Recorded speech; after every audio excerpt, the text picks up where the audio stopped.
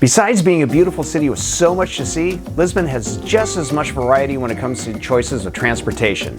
If you're visiting Lisbon or Portugal for the first time, here's a quick guide to how you can get around. If you're coming from North America, and especially the United States, you're probably used to renting a car. That's not something you have to do in Lisbon, depending on where you are and where you're planning on going. If you're staying in the city center, you will not need a rental car. Public transportation is widely available and really affordable. Here's a great public transportation map for Lisbon that I found on Reddit. As you can see, there are countless options using trains, trams, buses, or the metro, which is what they call the subway in Lisbon. I don't recommend buying a 1 or even a 3-day metro pass unless you're really going to be using the metro a lot. Instead, buy a card and reload it for each trip. Don't lose your card because you're going to have to pay extra each time you get a new one. One important thing to know that metro cards and bus cards cannot be used on regional trains. We found that out by accident when we took the train to Cash. Regional train tickets are green and metro tickets are tan. Also remember that if you're going to ride on the older yellow trams, they require a different ticket also.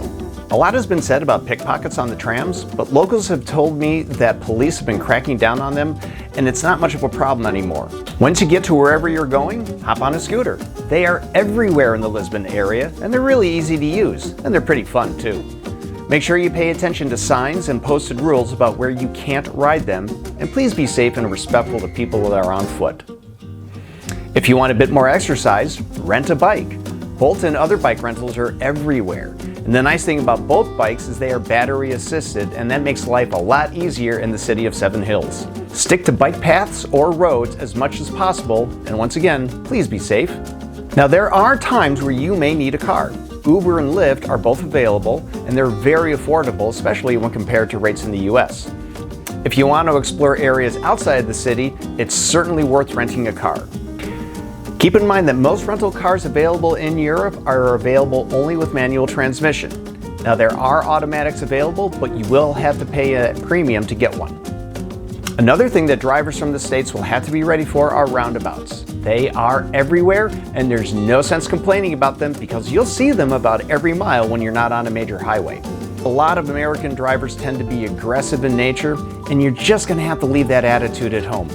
Just be patient, don't be in a rush, and be courteous. The last thing you want to do is be in an accident in a foreign country. As you can see, there are plenty of options for getting around Lisbon, and most of them don't even involve a car.